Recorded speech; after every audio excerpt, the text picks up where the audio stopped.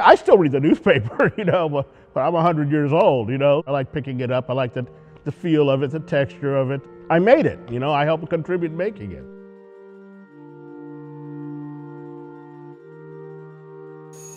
There's a lot of people, I hate all of them. I never told them, and now it's on the last day I can. That's just like, I thought I was gonna be a little bit more emotional than I am right now. So I'm thinking maybe later.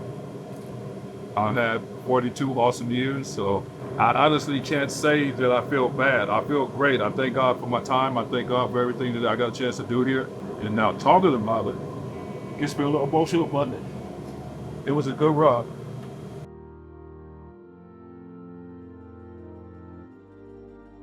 It's sad that it's lonely that we're leaving because we're all like family here. I've been here 42 years with the company, and it's just a little bit of pride. You're the last one here, last one doing the run in the LA Times.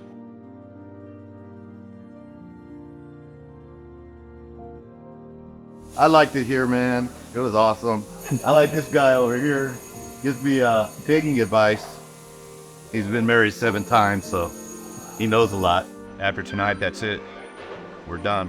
One day it all's gonna come to an end, and all we can do is just go forward.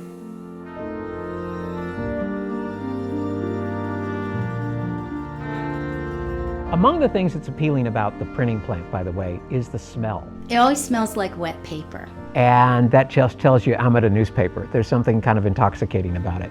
My relationship with the print product goes back so far we didn't call it a product. We called it a newspaper because that's all we had. And the presses were in the building, right there in the building, Times Mirror Square. And it was such a thrill. Every time you walked in, the sense of the whole thing being made there. When I heard that the presses would be moving to the Olympic plant, I was happy that they had a new facility because Lord knows, that was 1935 that those presses, those very pioneering presses, by the way, were put in to the basement, the lower levels of the Los Angeles Times. This would be a big, modern, clean, open facility, and you're happy for the people there. You're happy that there are going to be tours, that people could actually go see the presses in operation. We are here at the amazing Times Olympic Printing Plant. Come on in.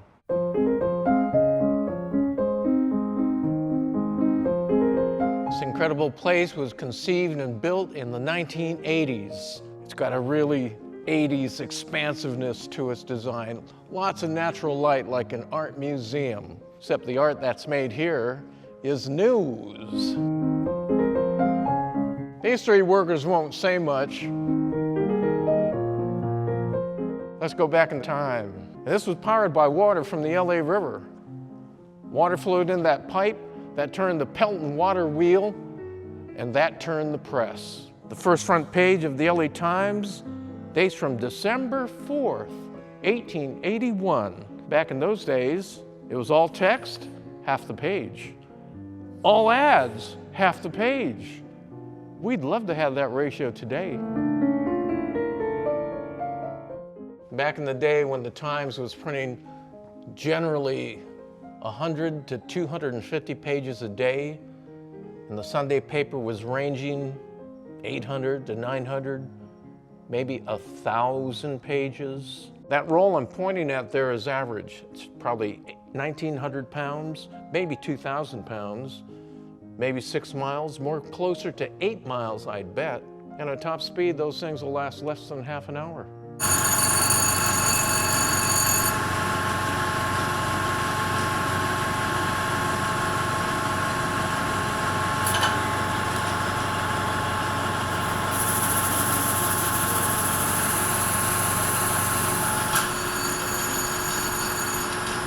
The experience of consuming news in print while reading it is different than consuming it online. When people are scrolling through their phones, find a news article, click on a link, etc., they're looking at news as part of basically multitasking. They're looking at friends and family photos, they're looking at hot takes, goofy videos, etc., and news is mixed into that experience. When you're reading a newspaper, you're reading a newspaper. That's what you're doing. And that's a different way of getting your news. It's less clogged, it's less urgent, and it's a little bit more reflective. There's a real tangibility about a newspaper in an age where anybody can set up a website and call themselves almost anything. You can't hack a physical newspaper unless you're going to stop the printing presses, literally. It is a pretty flippin' fantastic operation.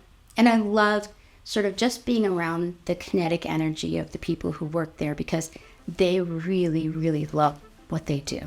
I initially started in the Orange County facility, working in the Orange County cafeteria. And then I started in telephone sales for the LA Times, and then part-time 1984, and I've been here ever since. My father worked here at the time. He actually got me the job here. I had to mind my manners, in other words. The crew that was picked to come over here and open up the facility, most of us actually started as equipment was going in. I thought it was exciting. My background is electronics. We had a wide range of different crafts people coming over here. I worked at the downtown plant. I worked as a loader there. I worked at the San Fernando plant, worked in facilities. Then I went to Orange County as a pressman. That one closed. Now I'm here.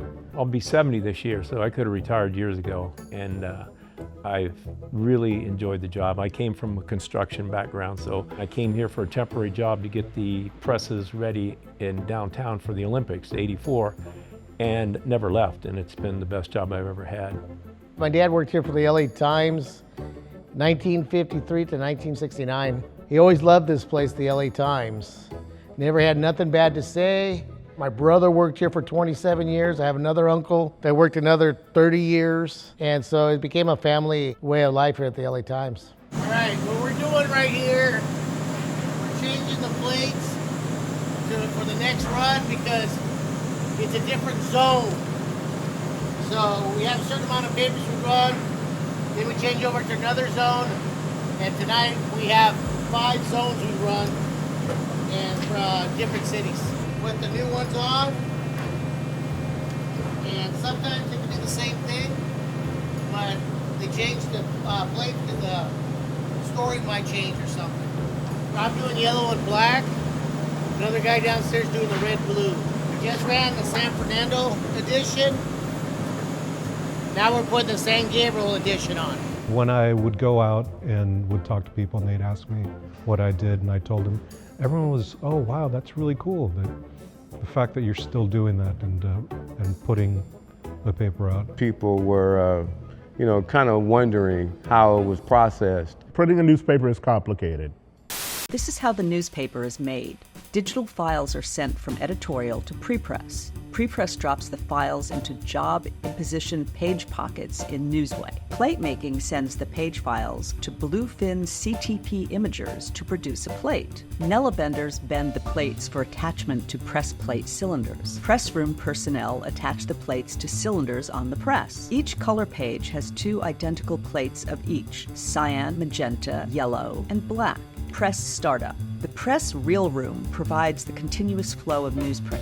The webs go through the center of each press unit and are printed on both sides of the web at the same time. Each web goes through a compensator bay for correct cutoff. The webs enter the pipe bay and onto the roller top of the former, where the webs are combined. Combined webs receive their first cut at the center slitter at the roller top of the former above the form plates. Combined webs go over the form plates where they receive the first fold, making a section. Sections are combined and then wrap around the fold cylinder. A knife cylinder cuts the combined sections at the folding cylinder. Tucker blades then push the cut section through the second fold rollers. The assembled newspaper is delivered out from the folder fan, up the incline table with the Farag grippers picking up each newspaper. The Farag gripper takes each copy down to the packaging department. They are dropped into a stacker to form a bundle. The bundles go to a tying machine and are strapped. The bundles then travel down a series of conveyor belts to the palletizer, where the bundles are stacked and wrapped. The assembled pallet is then picked up and placed into the correct truck for delivery to the distribution center, then to the rigger. My first job in newspapers was when I was 9 years old, and I used to deliver newspapers in a small New England town in the winter.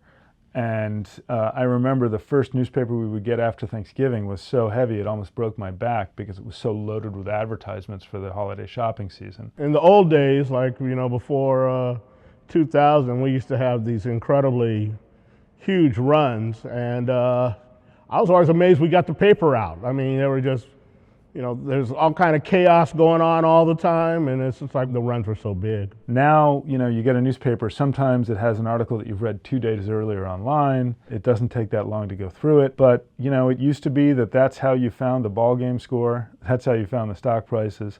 All of those functions of a print product have disappeared. What I'm doing here is making sure that the color and the registration are perfect. Go through each page and look for blurry pages. When I find a blurry page, I use my loop to see which color needs to be moved so that it was cleaner and crisper. We've had robots since the place opened in 1989, but these are the second generation. The first generation just followed a wire in the floor. Very simple robotry. These have a GPS system, and they have a beefed up battery system, so this can run about 2 days. Late at night when no one's here, the robots do donuts. That's a joke. Rumors always were floating around about how long we had, and it wasn't a surprise. It was in October of 2022, we notified all the employees that a deal had been made to outsource the work. So we gave employees an 18 months plus advance notice. So we thought it was important that employees have plenty of time to plan for the future. When my kids were young, they never read the newspaper. They got all their information off of whatever computer devices they had at the time. And I said, well, if they're not reading it, you know, the generation that is reading is dying out. So yeah, I knew that was in trouble for a long time. I don't know if I can say this, but Patrick kind of saved us, but Tribune pretty much messed us up because Tribune, in my opinion, seemed to take the money and put the debt on us. We owned the building. I'm sure it was paid for. We've been paying rent since then. There's been a change of hand of ownerships a couple times for the facility, and the current ownership has plans for developing the site. So, you know, they were hoping to develop sooner than later, but we had a right to a 10-year extension. But with the current market rates, there was going to be a significant increase in the cost to operate here. At the same time, we're continuing to see circulation declines on the print side, and it was just a difficult decision to be able, from an economic perspective, to justify trying to keep this facility open for the next 10 years. If we still owned the building like we used to, I'm sure we'd still just keep printing on and on. You know, I can't criticize news organizations for trying to cut costs from parts of their business that no longer drive those kind of returns that they once did. I was in shock, and then as time went on, then I just kind of realized that all newspapers are just declining. We saw the paper, we saw the advertisement going down. It's happening in all print industries, magazines, book publishing, newspapers around the world. So it was really a matter of time, just it happened sooner than we thought. We thought it was going to be at least another 5 years. And so we were a little bit surprised about that. I got laid off multiple times already, and then the other plants being closed, you know, I was part of that too, so I just said, hey, here we go again. One of my favorite things to do was to challenge school kids to push a roll. And I'd get them gathered on this side, and they all go, ah, ah, ah. One time a roll was moved about 2 inches by 10 high school football players. We're gonna go out here, and it's gonna be really loud.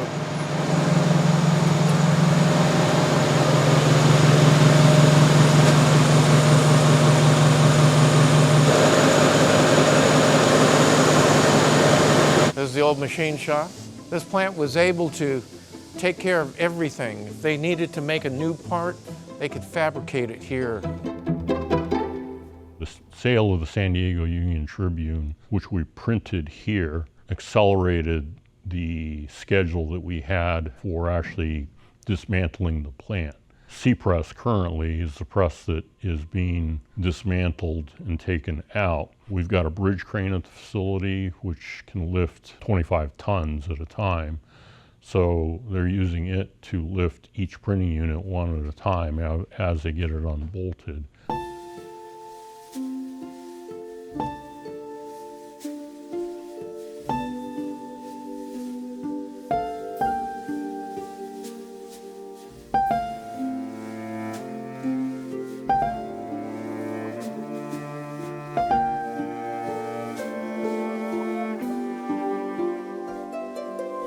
When we actually finish production here at the Olympic plant, they're going to staff up, and they've told us that they'll start getting equipment out much faster than what they are right now.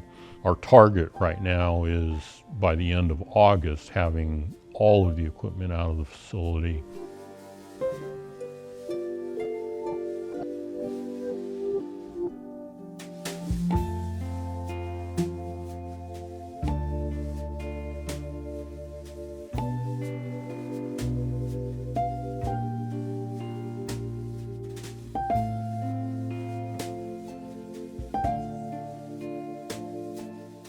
Favorite part of the plant?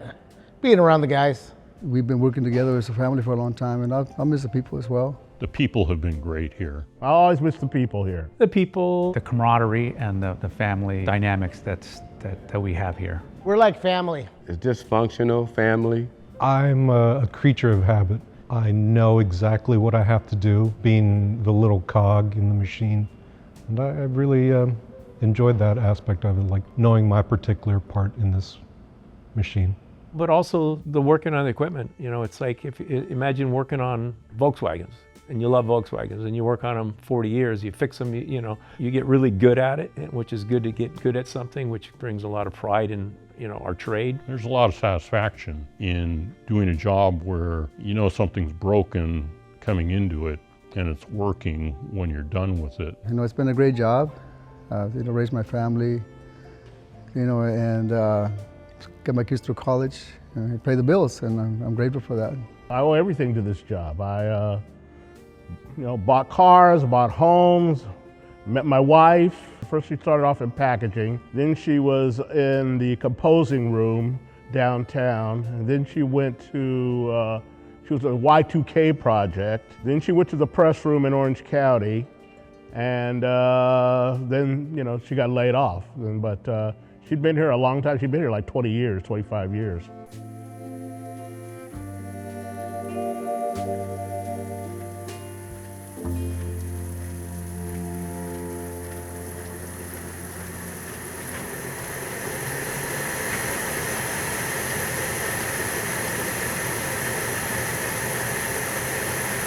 Let's not even call them papers anymore because that's an anachronism, but let's say what news organizations really need to do is figure out how they can be an essential habit-forming part of people's day. I'll tell you one story which always stays with me.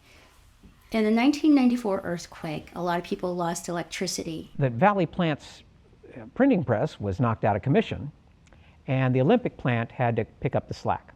Now you have to remember that people were terrified out there in the valley, and a lot of folks were sleeping in their cars. They didn't want to be inside. And they were afraid of their structure, so they camped out, especially apartment buildings like in Koreatown and stuff. Because of the Olympic plant, the paper came out as scheduled, and while people are sleeping on their front lawn, they hear that thwack sound on their driveway. I heard from readers who said that when they heard that sound on the driveway, the paper was there, that it was to them one of the first signs that we were going to be okay. That's the kind of relationship that our city had with the Los Angeles Times, that it needs to rebuild. On my tours, only one person has slipped in all the years of touring. It was a woman from the LA Times. Whether it was back in the day or today, there's a lot of work routing. Just imagine getting out hundreds of thousands of papers to separate addresses every 24 hours. Rain or shine, riots or earthquakes, you name it. The Times has been out there every day since 1881. There are many tour guides before me, Unfortunately, there won't be any after me until we start giving tours of El Segundo. But it's been my pleasure, it's been an honor doing this, explaining the paper to people, the history of the city, and how it interrelates with the times and its owners, the importance of a good American newspaper to our democratic process. Oh, I have eternal hope for journalism.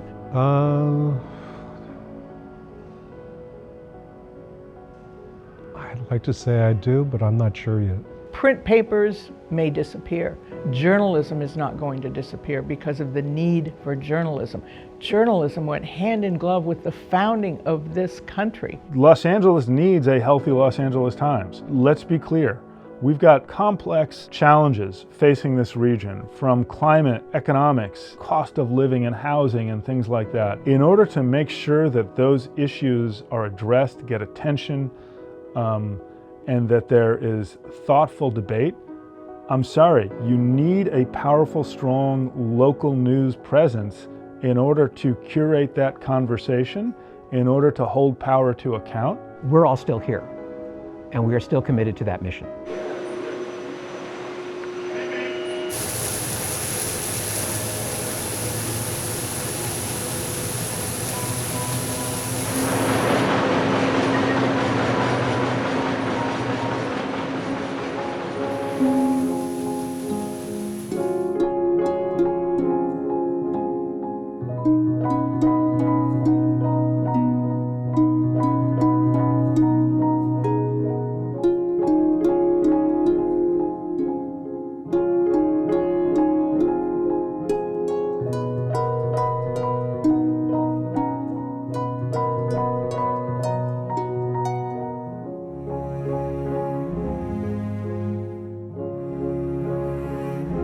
We always tried to do our best to get that paper out back in the day, and we still are.